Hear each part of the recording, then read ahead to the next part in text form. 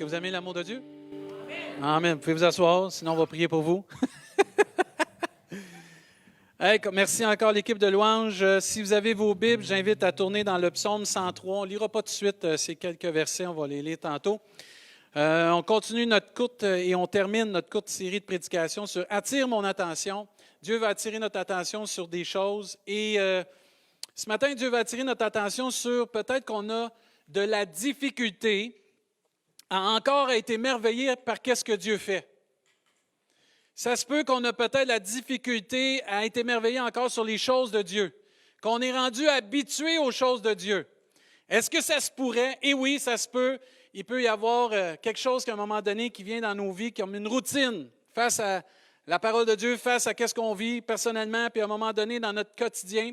Ça peut devenir routinier de voir Dieu, d'entendre la parole de Dieu, de voir l'Esprit de Dieu agir. C'est comme c'est dans notre monde à nous.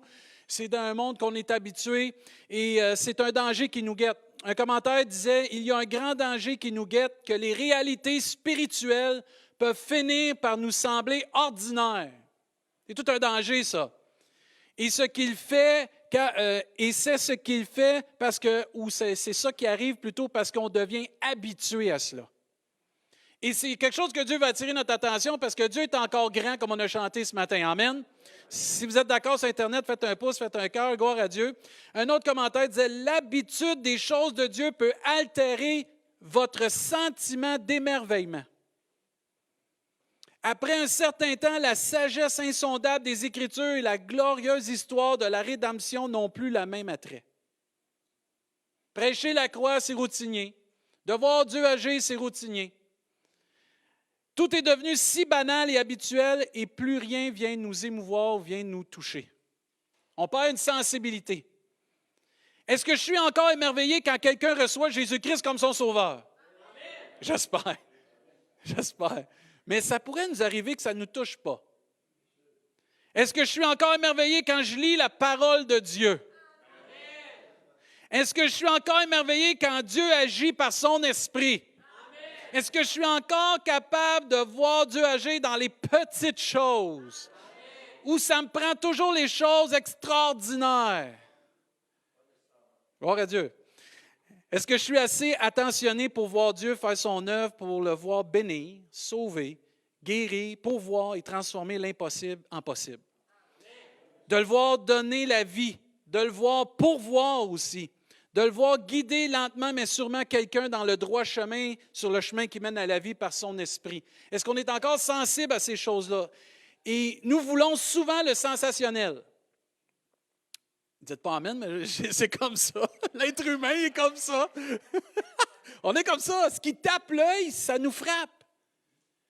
On regarde là, quelqu'un là, qui arrive, là, puis là, waouh, il y a un beau vêtement, là, waouh, il est chic, waouh, c'est beau, ça tape à l'œil, là, waouh. Oui, mais des fois, ça tape à l'œil pareil, Réginald, je te le dis tout de suite. Sinon, on ne ferait pas des belles choses, on les laisserait aller. On entretient nos maisons, entre autres. Ça veut dire que ça, ces choses-là, ça peut nous taper à l'œil, puis le majestueux, des fois, nous tient à cœur, ce qui est grandiose. Et on oublie que Dieu agit dans le secret. Des fois, on oublie aussi que Dieu agit dans les petits détails, dans les petites choses, même dans l'ombre. Un aussi grand Dieu, comme on a chanté, agit souvent dans l'ombre. Dans les choses que personne ne voit et ne connaît. Est-ce que je suis devenu blasé, habitué à ces choses-là? Est-ce que Dieu, l'Église, le servir, la parole de Dieu, l'action du Saint-Esprit sont devenus routiniers pour moi? Je suis tellement centré sur moi-même. Je suis tellement centré sur ce que je vis que je ne vois même plus Dieu agir dans les autres, que je ne vois même plus Dieu agir dans ma vie. Parce que je suis tellement centré sur mes problèmes, ma personne à moi. Je ne vois même plus la puissance de Dieu agir. Je ne suis même plus capable de me reconnaître que Dieu agit dans quelqu'un parce que je suis tellement centré sur moi-même. L'exemple d'Élie. Vous vous souvenez du prophète Élie? Le prophète Élie, à un moment donné, il y avait 450 prophètes de Baal. Et là, il y a tout un conflit. Il faut servir Dieu ou servir le Dieu Baal. Là, il y a un défi qui est mis entre les prophètes de Baal puis Élie. Puis à un moment donné, Élie, par la grâce de Dieu, fait descendre le feu du ciel. Essayez de faire ça, là. Ça prend l'œuvre de Dieu. C'est sensationnel, ça. C'est extraordinaire, faire descendre le feu du ciel et faire brûler quelque chose qui est mouillé. C'est exactement parce que l'Holocauste qui était là, il avait mis de l'eau partout. Et là, le feu vient du ciel et consomme ça. Puis là, la victoire est faite sur le dieu Baal. Les prophètes sont éliminés de Baal. Et là, tout d'un coup, une femme se lève. Gloire à Dieu pour nos femmes. Mais pas celle-là, en tout cas. Elle se lève et elle dit, lui, Élie, c'est fini. On va le tuer. Et là, Élie, qui a fait tomber le feu du ciel, qui a éliminé 450 prophètes, a peur d'une femme qui va lui dire « Toi, c'est fini ». Et il part se cacher, découragé, et va même demander la mort à Dieu, et va dire à Dieu dans ce... Tu sais, quand on vient centrer sur nous, là, il y a juste moi qui veux te servir. Il y a juste moi qui veux te suivre, Éternel. Il y a juste moi. Il a fait descendre le feu du ciel par la grâce de Dieu, là. Et là, il est tellement centré sur lui que Dieu est obligé de le reprendre. Il lui dit, il n'y a pas juste toi, il y en a d'autres que j'ai cachés qui sont là, qui veulent me suivre.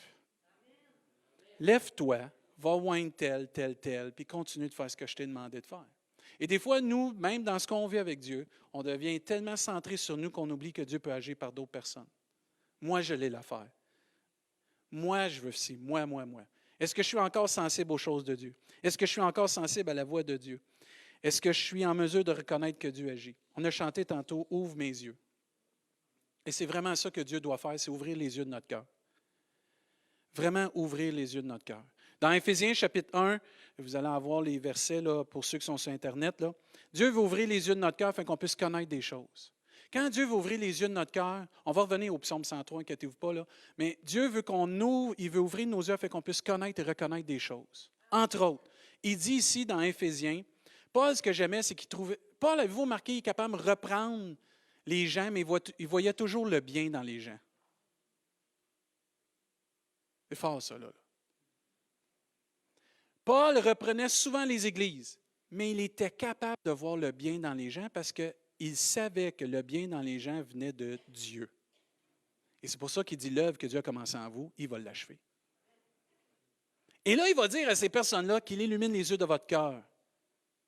Dieu veut que nos cœurs se réveillent et qu'on puisse voir des choses, afin que vous sachiez quelle est l'espérance qui s'attache à son appel, quelle est la richesse de la gloire de son héritage qu'il réserve aux saints, et quelle est envers nous qui croyons l'infinie grandeur de sa puissance, comme on a chanté ce matin, se manifestant avec efficacité par la vertu de sa force. Il l'a déployé en Christ, amen, en le ressuscitant des morts et en le faisant asseoir à sa droite dans les lieux célestes. Dieu va attirer notre attention ce matin sur un détail, sur les petites choses, sur les détails de choses que Dieu fait dans nos vies. Il veut faire encore dans nos vies, mais à nous d'être sensibles à ces choses-là. Les petites choses comptent vraiment. Je ne sais pas si vous vous souvenez, là, les plus vieux, c'est avec des 30 sous qu'on fait des piastres. Ça se dit plus bien aujourd'hui, hein? C'est comme avec des cartes de crédit qu'on se ramasse des dettes, là. Mais là, c'est avec des 30 sous qu'on faisait des petites choses, on les accumulait, puis on arrivait à un résultat phénoménal. Et on est porté comme chrétiens si on ne fait pas attention, et Dieu va attirer notre attention à ça, que dans les petites choses, Dieu veut faire de grandes choses avec ça. Souvenez-vous ce que Dieu a dit. Lorsque 2 ou 3 sont assemblés à mon nom, je suis au milieu d'eux. 2 ou 3, Dieu est au milieu d'eux. Si 2 s'accordent sur cette terre pour demander quelque chose selon sa volonté, elle leur sera accordée. Dans les petites choses, Dieu va agir. Dieu veut faire de grandes choses. La Bible nous enseigne d'avoir la foi comme un grain de sénévé. C'est pas gros un grain de sénévé, c'est un grain de moutarde sèche. C'est tout petit, là. Mais avec ça, tu peux transporter des montagnes. La Bible nous enseigne aussi d'avoir la foi comme les enfants. Parce que c'est comme ça qu'on va pouvoir hériter du royaume de Dieu. La Bible nous enseigne aussi que juste donner un verre d'eau à un enfant de Dieu, on ne perdra pas notre récompense. Pierre t'a ouvert la porte à plusieurs personnes aujourd'hui. Tu ne perdras pas ta récompense. La Bible nous enseigne aussi que Jésus est mort sur une croix. Y a-t-il quelque chose de plus insignifiant qu'un bout de bois? Mais ce bout de bois-là est devenu notre salut. À cause que notre Sauveur est mort sur cette croix, il a versé son sang, puis il a pris notre fardeau, il a pris nos péchés, il a pris notre punition. Des choses banales, mais que Dieu, lui, prend des petites choses puis les transforme en grandes choses. Dans les détails. C'est tellement important, de ne pas passer à côté des détails que Dieu veut faire dans chacune de nos vies, que Dieu fait présentement dans chacune de nos vies. Et nous encourager aussi à ne pas mépriser les faibles commencements. Dieu dit ça dans Zacharie, de ne pas mépriser les faibles commencements. Pour nous, ça peut être quelque chose de fragile, qui commence, qui va peut-être aboutir à un moment donné. Mais Dieu dit, méprise pas les petites choses que je commence de faire dans ta vie. Regarde-les pas comme ils sont petites, ils vont devenir avec le temps de grandes choses dans ta vie. Parce que Dieu prend des petites choses et les transforme. Souvenez-vous des 5 pains et 2 poissons, il en a fait quoi avec? Hey! Il a nourri 5000 personnes et plus, puis il en a resté en même pour les réchauffer dans le micro-ondes le lendemain. Mais il en a resté. Mais c'est pour vous dire que Dieu prend des choses petites puis il est capable de faire de grandes choses. Si nous, on ne les méprise pas, si nous, on est attentif à ces choses-là, si nous, on les chérit, ces choses-là, si nous, on prend le temps de les regarder puis de les apprécier. Je ne sais pas si ici, on a le privilège d'avoir des excellents levers de soleil et des excellents et sublimes couchers de soleil. Et quand tu t'arrêtes à regarder ça, là, tu peux juste dire « Gloire à Dieu ». Tu es même bouche bée, des fois tu ne sais même pas quoi dire. C'est tellement beau. Et c'est ça, de prendre le temps, de regarder tout autour de nous et d'observer et prendre conscience que Dieu agit dans nos vies. Que Dieu ouvre les yeux de notre cœur afin qu'on puisse regarder, pas juste au loin, mais tout près de nous, tout ce que Dieu fait et apprécier et chérir tout ce que nous avons en Dieu, ce que nous avons en Jésus-Christ et tout ce que Dieu fait dans notre vie. De l'apprécier, de prendre le temps de le chérir. Un vieux petit cœur que moi je connais, puis Nancy connaît, mais je ne sais pas si vous connaissez. Sois reconnaissant pour les choses que tu as. Les choses que tu as sont pour plusieurs rien qu'un rêve. Sois reconnaissant pour les choses que tu as. Et c'est d'être reconnaissant ce matin que Dieu agit dans les petites choses. Ce matin, je me suis levé, j'ai la vie. Ce matin, je me suis levé, je peux me déplacer. Ce matin, je me suis levé, j'ai une voiture, j'ai une maison, j'ai de la nourriture, j'ai des vêtements, j'ai des frères et des sœurs. Ce matin, je me suis levé, gloire à Dieu, l'église était ouverte. Ce matin, je me suis levé, j'ai pu louer avec Dieu. Je peux écouter la parole de Dieu. Je peux écouter les chants sur Internet. Gloire à Dieu. Souvent, Dieu est là près de nous, mais on est tellement focusé au loin qu'on oublie que juste à côté de nous, Dieu est là et il est en train d'agir. Et il faut prendre le temps de voir ce que Dieu fait dans nos vies. Dieu veut nous ressortir ce qu'il fait dans nos vies pour qu'on puisse vraiment le saisir. Parce que souvent, quand on regarde trop loin, on oublie de regarder près de nous ce que Dieu fait, puis là, on est préoccupé par toutes sortes de choses, puis là, on ne voit pas ce que Dieu fait. On ne prend pas le temps des fois. Quand ça fait plusieurs années que tu es à un endroit, il y a des fois, ce que tu trouvais merveilleux, qui t'émerveillait à un moment donné, parce que ça fait tellement d'années que tu es là, ça n'a plus autant d'émerveillement. Tu es trop occupé ou tu deviens habitué. Mais à un moment donné, tu prends le temps, puis tu arrêtes tout d'un coup, puis c'est quoi? Il me semble que c'était beau ça avant, pourquoi ça ne l'est plus? C'est pas que c'est plus beau, c'est que c'est moi qui ne prends pas le temps de l'apprécier comme avant. Et il faut prendre le temps d'apprécier. Ça, c'est comme l'exemple de la personne qui cherche ses lunettes. Demande à tout le monde, sont où ses lunettes? Elles sont sur sa tête. Cherche ses lunettes. Sont où mes lunettes? Il se fâche après ses enfants, il se fâche après sa femme. Sont où mes lunettes? Allez au paix, sont sur ta tête. Trop préoccupé par toutes sortes d'affaires, pas prendre le temps. On est distrait, on est affolé, puis on ne prend pas le temps de voir ce que Dieu fait à proximité de nous. Vous avez une belle famille? Rendez grâce à Dieu pour ça ce matin. Vous avez des enfants en santé? Remerciez Dieu pour ça. Vous avez une femme qui vous aime? Remerciez Dieu pour ça. Vous avez un homme qui vous aime, un mari qui vous aime? Remerciez Dieu pour ça. Amen. C'est tellement important. Je comprends très bien le principe aussi qu'il faut avoir des visions, il faut regarder à long terme. Mais la parole de Dieu nous enseigne aussi que chaque jour suffit sa peine.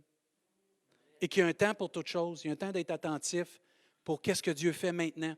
C'est bon de projeter dans le futur, puis je crois aux visions, on croit aux visions ici, on veut faire une différence, mais je crois aussi qu'il faut apprécier ce que Dieu nous donne maintenant. Parce que si on regarde trop au loin, on ne chérit pas ce que Dieu nous donne, puis on passe à côté de belles bénédictions. Aujourd'hui, si ce serait la dernière journée que Dieu permet que vous soyez sur cette terre, est-ce que vous êtes en paix avec Dieu? Est-ce que je suis en paix avec Dieu?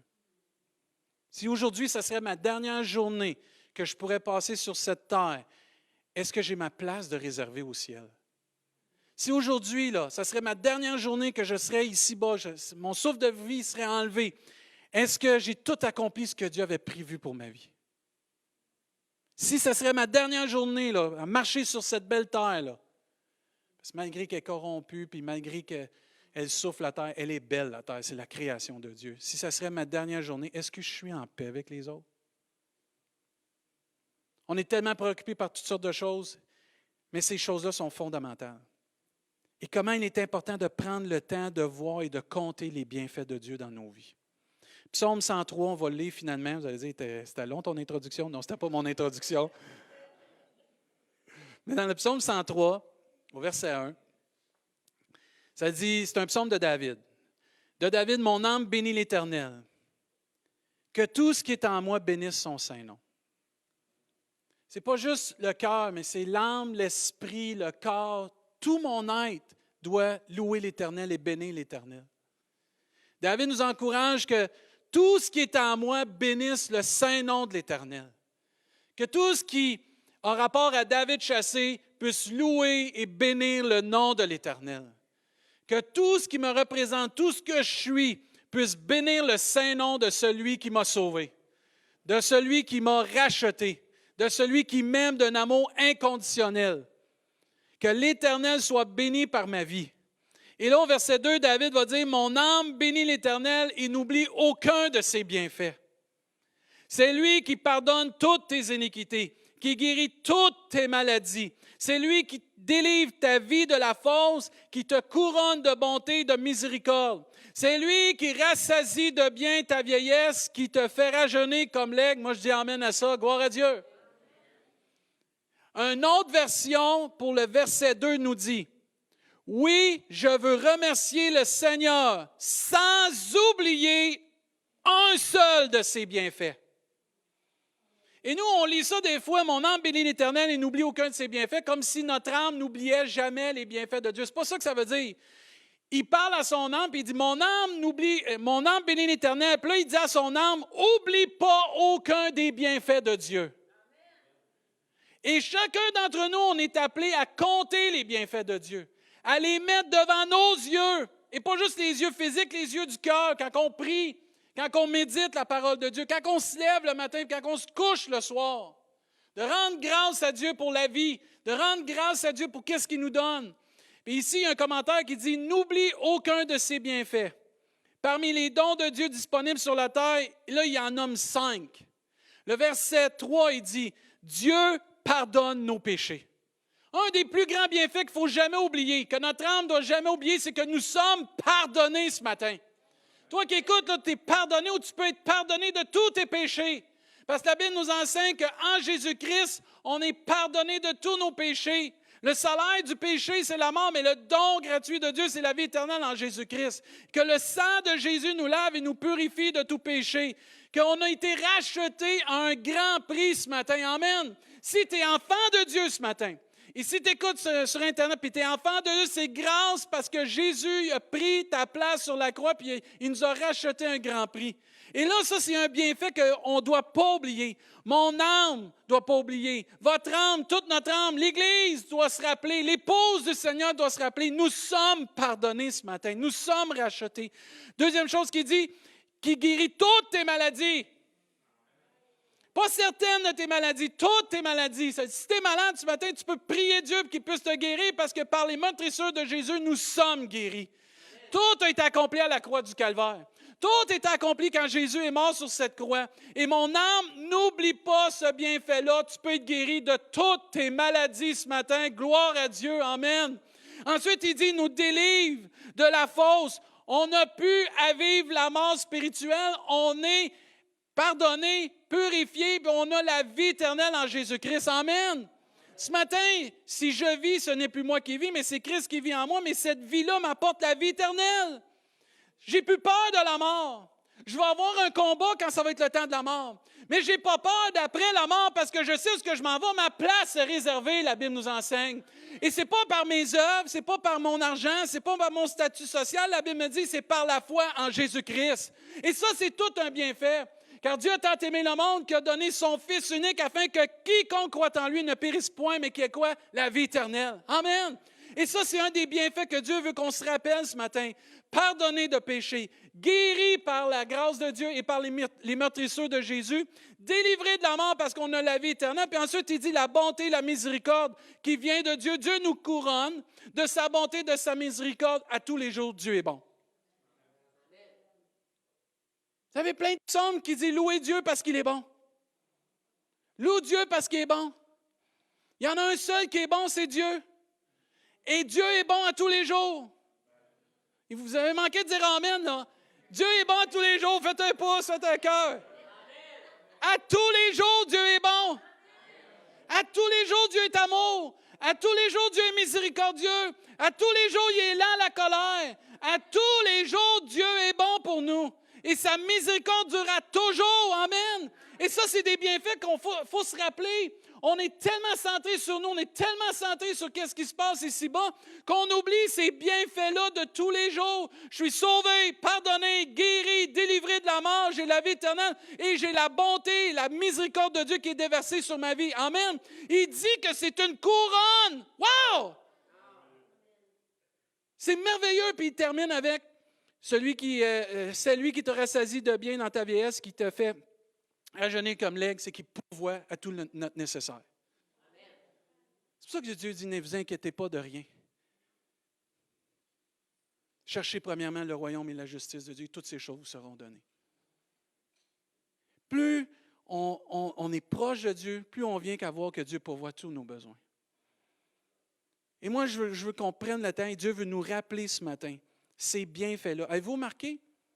C'est toutes des choses spirituelles en partant.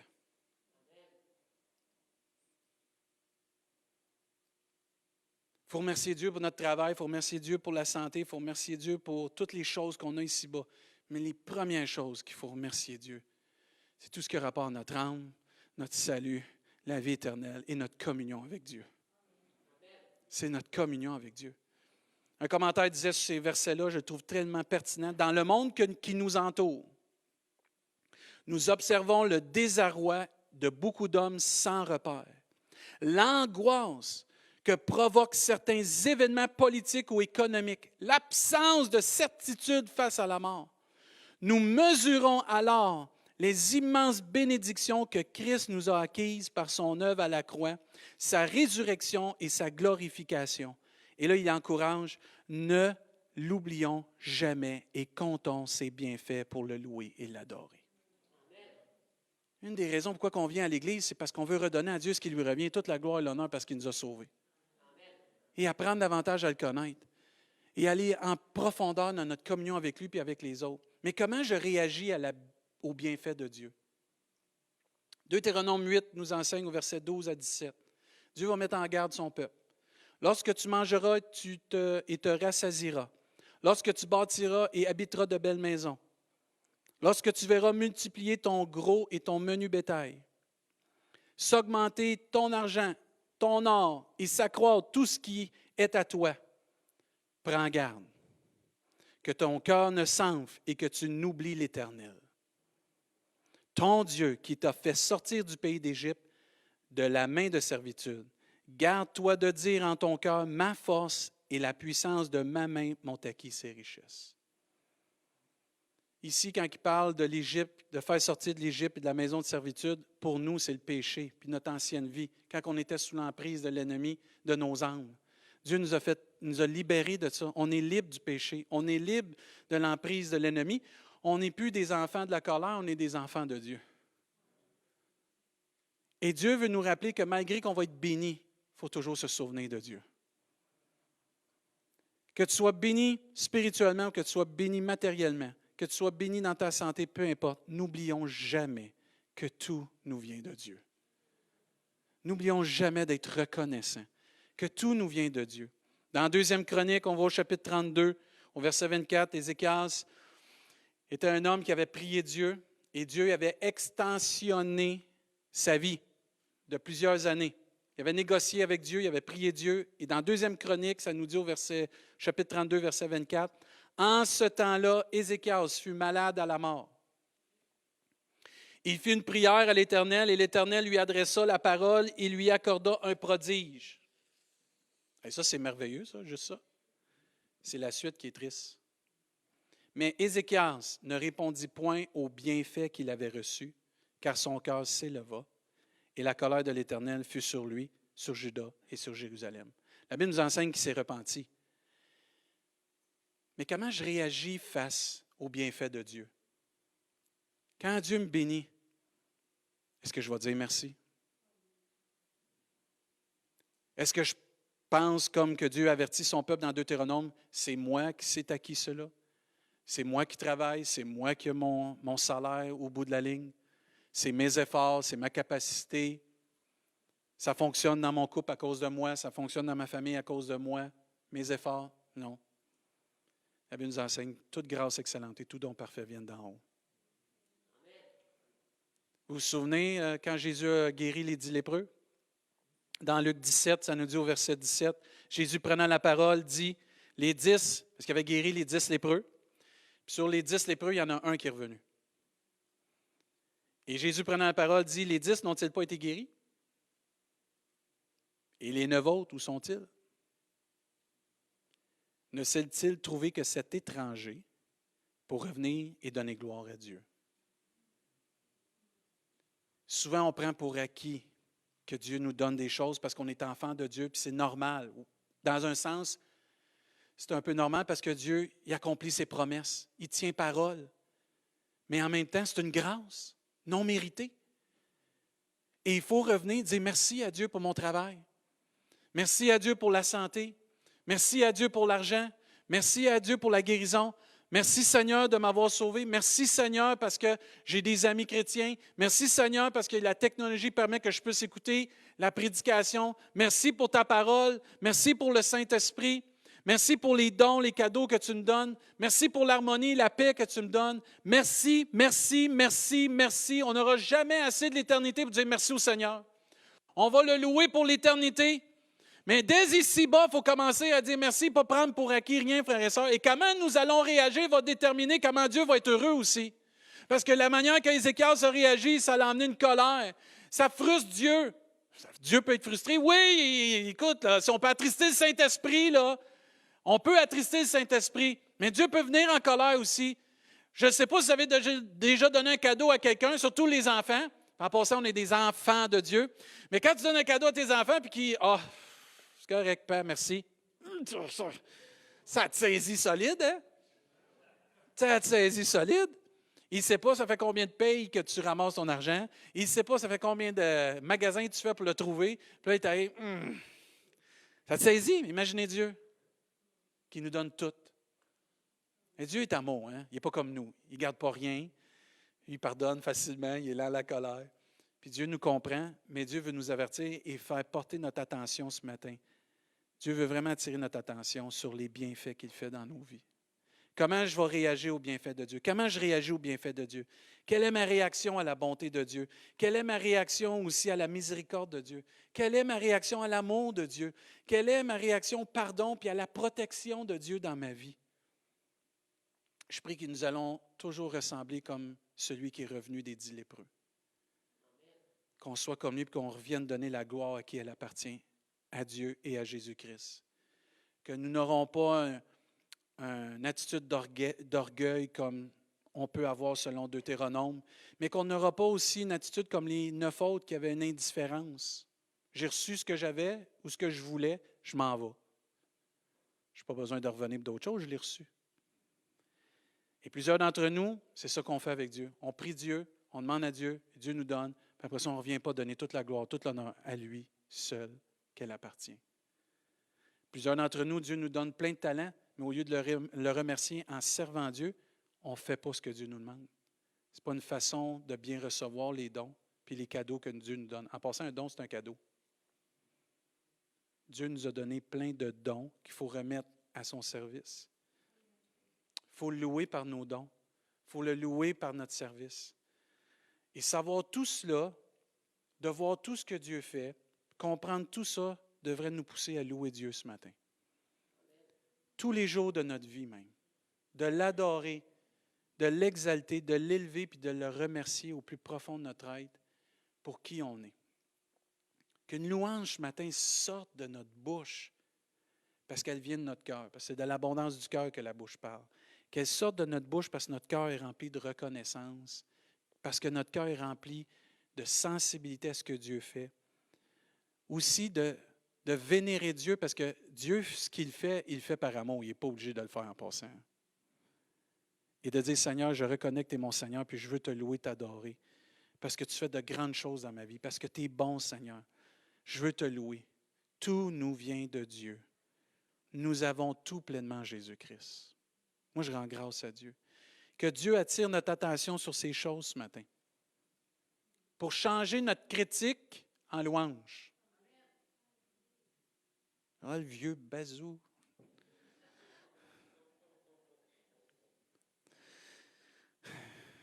Merci pour mon vieux bazou, Seigneur. Mais que Dieu change notre critique en louange. Les choses que nous avons sont pour plusieurs autres un rêve. Que Dieu change nos paroles négatives et de mort en des paroles de vie et de reconnaissance. Ça ne va pas comme que je veux. Je ne suis pas à l'endroit que j'aimerais. Merci Seigneur pour la vie. Merci pour ta parole. Il y a un chant que j'écoute dernièrement beaucoup qui m'inspire, il dit, même quand je ne te vois pas agir et que je ne comprends pas tout, je vais prophétiser tes promesses. Parce que ce n'est pas parce que je ne vois pas Dieu agir qu'il n'agit pas. Comme on disait, on est peut-être trop centré sur des choses qu'on ne devrait pas. Mais Dieu agit en tout temps dans nos vies. La Bible nous enseigne qu'il agit en notre faveur. C'est une promesse de Dieu. Et moi, je crois qu'il faut prophétiser les promesses de Dieu dans nos vies. Il faut lire la parole de Dieu et dire, Seigneur, tu vas pourvoir tous mes besoins selon ta richesse et ta gloire en Jésus-Christ. Seigneur, la guérison, on l'a acquis à la croix du Calvaire. Je serai guéri par ta grâce. Je suis guéri par ta grâce. Je te rends grâce pour cette guérison. Je te remercie parce que tu vas agir pour que je puisse avoir mon emploi. Tu vas agir, Seigneur Dieu, pour que je puisse avoir l'harmonie dans ma famille, que tu puisses guérir, Seigneur Dieu, des relations. Je te mets mon fils et ma fille entre tes mains, Seigneur Dieu. Je ne sais pas tout ce qui arrive, je ne sais pas tout comment ça va se faire, mais Seigneur, je prophétise tes promesses. Et prophétiser, c'est déclarer la parole de Dieu. C'est déclarer ce qui a déjà été écrit. Et c'est de prononcer à Dieu avec une foi que Dieu va agir parce qu'on a confiance en Dieu. Et trop de chrétiens, on critique trop négativement, puis on ne prophétise pas assez positivement ce que Dieu va faire. Changeons de langage. Semons des paroles qui vont emmener la vie dans nos vies, alentour de nous. Ça ne fait pas notre affaire? Ben, OK, on va prier. Amen. Il y a un mur des lamentations qui existe physiquement, mais Dieu, lui, on peut avoir un mur des lamentations spirituellement. Tu vas à genoux dans ta chambre, tu pries, puis tu te lamentes à Dieu. Amen. Tu as le droit de faire ça. Dieu, il a le dos large. Il aime ça, les lamentations. Jusqu'à un point qu'à un moment donné, il touche et il dit, change de langage. Parce que tu peux te lamenter, mais là, ça fait 1 heure que tu te lamentes. On peut-tu louer Dieu là maintenant pendant 2 heures? Gloire à Dieu. On rechange.